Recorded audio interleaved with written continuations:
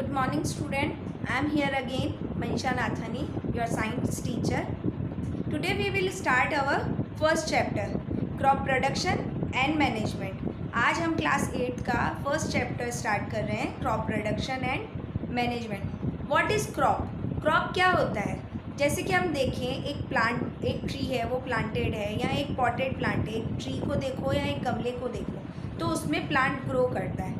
अगर उसी प्लांट को हम लार्ज स्केल, इट मीन्स कि लार्ज स्केल मतलब बहुत बड़े एरिया पे बहुत सारे अमाउंट पे सेम टाइप के प्लांट्स हम अगर लगाते हैं, उन्हें ग्रो करते हैं, तो वो क्या कहलाएगा? हमारा क्रॉप. तो दैट इज़ कॉल्ड क्रॉप. और इस चैप्टर में हम और क्या स्टडी करेंगे कि क्रॉप का मैनेजमेंट और प्रोडक्शन कैसे होता है, क्रॉप को कैसे ग्रो किया जाता है बहुत सारे लार्ज स्केल पे, और उसका मैनेजमेंट, जैसे उसको क्रॉप को कब मैच्योर हो रहा है, कितनी टाइम तक पानी देना है, कितना उसको मैच्योर के बाद स्टोर कैसे करना है, ये सारी चीज़ें हम इस चैप्टर में पढ़ेंगे. So let's start our first chapter, crop production and management. We all need food to survive. हमें सर्वाइव करने के लिए फूड की नीड रहती है. In fact food is the one of the most important and basic need of every human being. In fact क्या है कि हमारी जो ह्यूमन बींग्स की एक बेसिक नीड भी है और ये बहुत ज़्यादा इम्पॉर्टेंट भी है फूड हमारे लिए. The basic human need is obtain from plants. और ये सारी जो बेसिक फूड की जो नीड है वो किससे मिल रही है? हमें प्लांट्स से. The major food such as cereals, pulses, vegetable, fruits etcetera. और ये सारे इसमें फूड कौन कौन से आ रहे हैं? सीरियल्स अनाज, pulses it means dal, vegetables fruits, ये सारे हमें प्लांट से मिल रहे हैं और ये हमारा मेन सोर्स है फूड का. Are all the provide by plants, ये हमें प्लांट से मिलते हैं. Animal also provide food to such as egg from hens, meat from various animals. हमें एनिमल्स से भी कुछ फूड मिलता है, जैसे कि एग्स मिलते हैं हमें हैंस से, मीट मिलता है हमें बहुत सारे अलग अलग टाइप के एनिमल्स से. Plants and animal both are independent and life without plants is not possible. Plant और एनिमल्स जो हैं दोनों ही इंडिपेंडेंट हैं, पर फूड के लिए दोनों ही प्लांट पे डायरेक्ट और इनडायरेक्ट प्लांट पे डिपेंडेंट है. तो हमारी जो लाइफ है वो विदाउट प्लांट्स के पॉसिबल नहीं है. The term agriculture is derived from Latin word. Ager means field and culture meaning cultivation. एक टर्म होती है एग्रीकल्चर, हम मोस्टली सुनते हैं एग्रीकल्चर प्रोडक्शन या ऐसा कुछ. तो एग्रीकल्चर क्या होता है? ये दो लैटिन वर्ड से मिलकर बनी है. एगर मीन्स कि फील्ड, यानी कि कोई फील्ड मीन्स कोई बड़ा area, and culture meaning is cultivation, यानी कल्टीवेशन मीन्स कि प्लांट्स को ग्रो करना, या हम हिंदी में बोले उसे कृषि, यानी कि क्रॉप्स को ग्रो करना. तो बड़े एरिया पे कल्टीवेशन करना, large field, ager means field and culture means cultivation. तो एक बड़े एरिया पे क्रॉप्स को ग्रो करना, it means agriculture. Thus the cultivation और फील्ड और लैंड. कल्टीवेशन किस पे करना? फील्ड मीन्स कि एक बहुत बड़े लार्ज स्केल पे या लैंड पे उसे ग्रो करना. In a broader sense it is the science of growing plant and rising of animal useful to humans. एक ब्रॉडर सेंस में, एक डीप पूरा तरीके से देखें तो एग्रीकल्चर क्या है कि वो साइंस है जिसमें प्लांट्स को ग्रो करते हैं और एनिमल्स को रेयरिंग करते हैं, यानी उन्हें पालते हैं ताकि उनसे हमें यूज़फुल चीज़ें मिल सके. जैसे कि अगर हम गाय को रखते हैं तो क्या होता है? उससे मिल्क मिलता है, हैन है उससे एग मिलता है. तो इन सब की रेयरिंग करने से हम ह्यूमन बींग्स को बेनिफिट हो रहे हैं. Agriculture include the cultivation land and breeding and management of crops and animals. Agriculture में क्या क्या इंक्लूडेड है? कल्टीवेशन लैंड, एक फील्ड जिस पे क्रॉप प्रोडक्शन किया जा सके. ब्रीडिंग, इट मीन्स कि अगर हमने कोई पेट एनिमल रखा है या कोई काव है या कुछ हैन है तो उसकी ब्रीडिंग, यानी उसको प्रॉपर वे में सारा उसका मैनेजमेंट देखना, या उसका नेक्स्ट जनरेशन से या उससे हमें किस तरीके से प्रोडक्शन मिल रहा है वो देखना। और क्रॉप्स जो ग्रो हो रही है, प्लांट्स जो ग्रो हो रहे हैं वो हमारे बेनिफिट के लिए, उनका मैनेजमेंट, और एनिमल्स को देखना। हॉर्टिकल्चर एक और ब्रांच होती है। हॉर्टिकल्चर मीन्स क्या होता है कि वेजिटेबल और जो फ्रूट्स होते हैं या कुछ और दूसरे ऑर्नामेंट जो ज़्यादा ज़रूरी ना प्लांट्स होते हैं, उनका अगर जो कल्चर किया जाता है वो जो होता है हमारा हॉर्टिकल्चर। इसे गार्डन कल्चर भी कहते हैं, क्योंकि मोस्टली इसमें वेजिटेबल्स ही और फ्रूट्स ही ग्रो किए जाते हैं। नेक्स्ट टॉपिक पे आते हैं हम हमारे crop season. Various crop require different climate condition and temperature for their growth and completion of their life cycle. अलग अलग जो क्रॉप्स होती है, डिफरेंट डिफरेंट जो क्रॉप्स होती है, उनको रिक्वायरमेंट रहती है उनकी क्लाइमेट की, मतलब कि वेदर कैसा है और टेम्परेचर कैसा है एटमॉस्फेयर का, उनकी ग्रोथ को, उनको ग्रोथ करने के लिए, या उनका एक लाइफ साइकिल, उनका एक पूरा लाइफ कंप्लीट करने के लिए, dependent on seasonal condition and the time of growth. ये डिपेंड करता है सीजनल कंडीशन। जैसे एक सीज़न है, रेनी सीज़न है, तो उस टाइम में जो वेदर है या जो क्लाइमेट है वो ह्यूमिड होगा, यानी कि नमी वाला होगा, तो उसमें जो क्रॉप ग्रो होनी होगी उस अकॉर्डिंग क्रॉप को ग्रो किया जाएगा। अगर विंटर सीज़न है या समर सीज़न है तो उसके अकॉर्डिंग क्रॉप को ग्रो किया जाएगा। There are two main crop season in our country. Two type के मेन क्रॉप सीजन होते हैं हमारी कंट्री में। दीज आर, वो हैं kharif crop and rabi crop. Kharif crop, these are sown in rainy season from month of June and harvested around October. ये sown किए जाते हैं, मतलब ये बोए जाते हैं, इनके बीज जो है सॉइल में डाले जाते हैं रेनी सीजन में, खरीफ क्रॉप के जून के मंथ में, और हार्वेस्ट किए जाते हैं, इट मीन्स मैच्योर होने के बाद उन्हें काट लिया जाता है अक्टूबर में। For example paddy, pigeon pea, maize, cotton, soybean and groundnut are kharif crop. Paddy means rice, और पिजन पी अरहर, मेज मक्का, कॉटन सोयाबीन, और ग्राउंडनट मीन्स मूंगफली। ये सारी खरीफ क्रॉप के एग्जाम्पल्स हैं। Rabi crop, there are sown in winter season. Rabi crop को विंटर सीजन में बोया जाता है फ्रॉम द मंथ ऑफ अक्टूबर।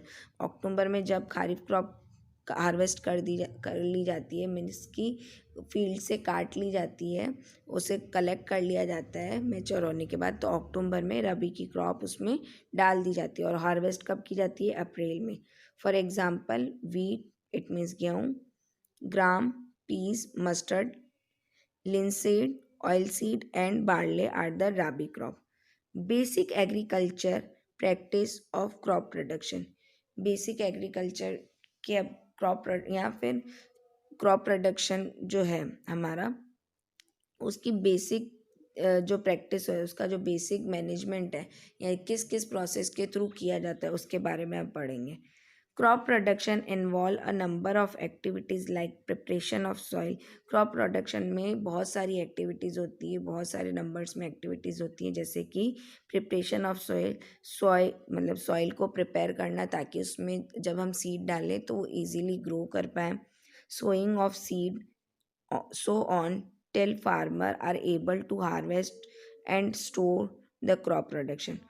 उसके बाद सीड को डालना उसमें, एंड उसके बाद फार्मर उनको मेच्योर होने के बाद हार्वेस्ट कटिंग करके और उसको स्टोर कर देगा। द एक्टिविटी और task which a farmer perform to cultivate a crop are referred as a agriculture practice. जो एक्टिविटीज़, जो काम जो है वो फार्मर के थ्रू परफॉर्म किया जा रहा है कल्टीवेशन ऑफ क्रॉप के लिए, एक क्रॉप के कल्टीवेशन के लिए, उसको ग्रो करने के लिए, वो क्या होती है? एग्रीकल्चरल प्रैक्टिस होती है उसकी। These agricultural task as follows: preparation of soil by ploughing और लेवलिंग। सॉइल को प्रिपेयर करने के लिए या तो उसे प्लॉजिंग करेंगे या फिर उस सॉइल को लेवल करेंगे। सोइंग ऑफ सीड, सीड को बोना, फिर उसके बाद सॉइल में। Application of manure and fertilisers, अब सीड को डालने के बाद उसके ऊपर मैन्योर और फर्टिलाइजर्स को यूज़ करना। Irrigation, weeding, harvest, threshing and winnowing, storage. First हमारा आता है प्रिपरेशन ऑफ सॉइल। जो एक्टिविटीज़ फार्मर करते हैं, सबसे पहले जो क्रॉप प्रोडक्शन के लिए जो एक्टिविटी होती है वो होती है preparation of soil. Before sowing the seed it is important to prepare the soil. Seed को सॉइल में सो करने से पहले, उसे बोने से पहले, उसे डालने से पहले हमें सॉइल को प्रिपेयर करना बहुत ही इम्पॉर्टेंट है। Preparation of soil is done by the turning and losing of the soil. और सॉइल की जो प्रिपरेशन है उसके लिए क्या करेंगे, सॉइल को लूज़ करेंगे या उसको इवन सरफेस में कर देंगे। The process of turning and loosing the soil is called ploughing और टिलिंग। और जो ये प्रोसेस है सॉइल को लूज़ करने की, इवन करने की, वो प्रोसेस होती है प्लॉजिंग और टिलिंग कहते हैं हम उसे। Ploughing helps in the soil in the number of follow. अब प्लॉजिंग करने से सॉइल क्या करती है, सॉइल अच्छी हो जाती है या किस चीज़ में हेल्प करती है उसको हम देखेंगे। It helps in losing the soil so that can hold more water and air. अगर सॉइल को लूज़ कर देते हैं हम या इवन कर देते हैं तो क्या होता है कि ये क्या करेगी, ज़्यादा से ज़्यादा अमाउंट में वाटर और एयर को अपने अंदर होल्ड करके रखेगी। The loose soil also help in the growth of earthworm and microbes which make the soil rich in nutrients। और जो लूज सॉइल होगी वो अर्थवॉर्म या छोटे जो माइक्रोब्स होते हैं, माइक्रोब्स मतलब छोटे इंसेक्ट वगैरह जो होते हैं, उनको सॉइल में बनाए रखेगी ताकि उनसे सॉइल को रिच न्यूट्रिएंट्स मतलब बहुत ज़्यादा अमाउंट में न्यूट्रिएंट्स मिलते रहें। और it is also easy to mix the fertiliser and manure in the loose soil. और लूज सॉइल में फर्टिलाइज़र और मैन्योर को मिक्स करने में भी ज़्यादा हेल्प होती है, वो ईजीली मिक्स हो जाते हैं। It aerates the soil, the roots can thus breathe easily. अब क्या होगा, ये सॉइल में रूट्स बहुत अच्छे से डेवलप हो जाएगी ताकि वो जो रूट है वो ईजीली सांस ले पाए, ब्रीथ कर पाए। It helps in easy penetration of root of seedling. अब जब हमने सीड को डाला सॉइल में तो उसके बाद जब सीडलिंग हुई, उसमें जर्मिनेशन हुआ, उसके थ्रू क्या होगी, जो रूट है वो सॉइल में इजीली अंदर तक जा पाएगी। पेनिट्रेशन मतलब उसमें अंदर तक इजीली जा पाएगी ताकि सीडलिंग हो सके, सीड जर्मिनेट हो और प्लांट ग्रो हो सके। Nutrient rich soil is brought up from lower levels of soil. Nutrient rich soil क्या होगी कि उसमें जो लोअर लेवल है वहाँ तक न्यूट्रिएंट्स उसमें रहेंगे अगर हमने प्लॉश कर दिया या टिलिंग कर दी। So the plant can use these nutrients. और वो जो न्यूट्रिएंट्स सॉइल में रहेंगे वो प्लांट को न्यूट्रिएंट्स प्रोवाइड कराएंगे।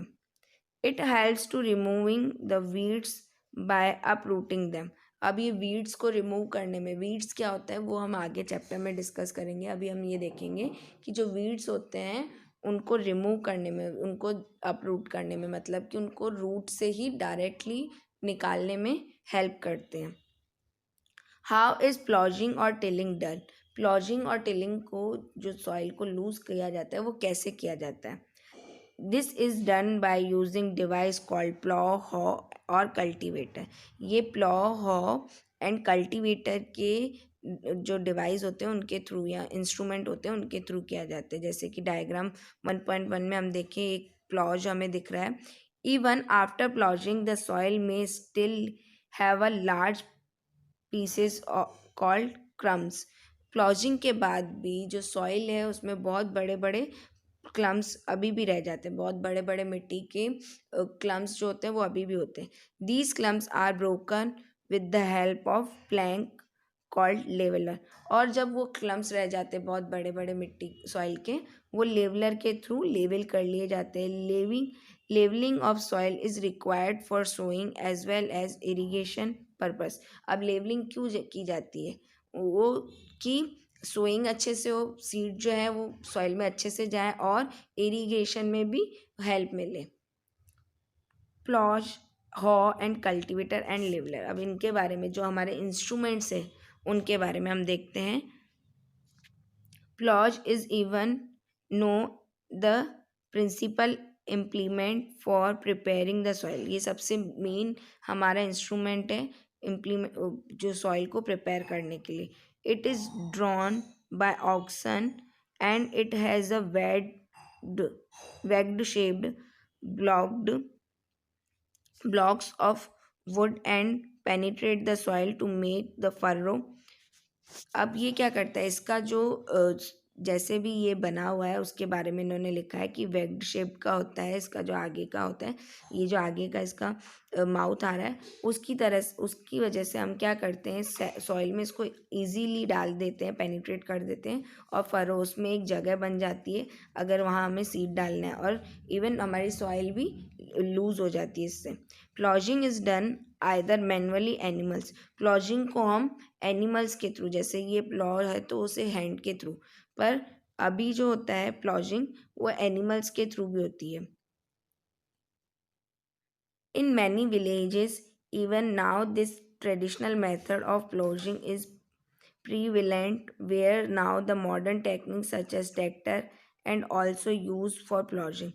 पहले क्या होता था विलेजेस में, कोई भी एनिमल के पीछे फार्मर उनको लेके चलता था, ऑक्स वगैरह को या कोई भी दूसरे एनिमल को, जिससे वो क्या होते थे उसके पीछे प्लॉ जो इंस्ट्रूमेंट है उसे लगा देते थे और फील्ड में उसे घुमा देते थे ताकि जो सॉइल है वो प्रिपेयर हो जाए. बट अब जो ना इन टेक्नोलॉजी आ गई है इन दिनों, उसमें वो इसको ट्रैक्टर के पीछे लगा देते हैं और उसके बाद वो प्लॉजिंग का काम करता है. A ploughs serve many purpose of tilling the soil, adding fertiliser to the crop and removing the weeds. देखो अपलॉज के क्या क्या पर्पस है.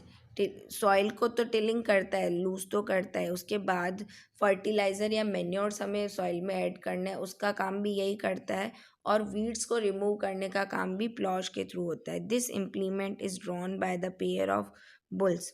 ये किसके थ्रू किया जाता है, बुल्स के जो पेयर होते हैं उसके थ्रू, जैसा हम डायग्राम 1.2 में देख पा रहे हैं, और other animals like camel and horse. Camel और हॉर्स के थ्रू भी ये काम किया जाता है. The ploughs is like to knife that cut into the soil. The knife is curved so it turns over the soil after cutting.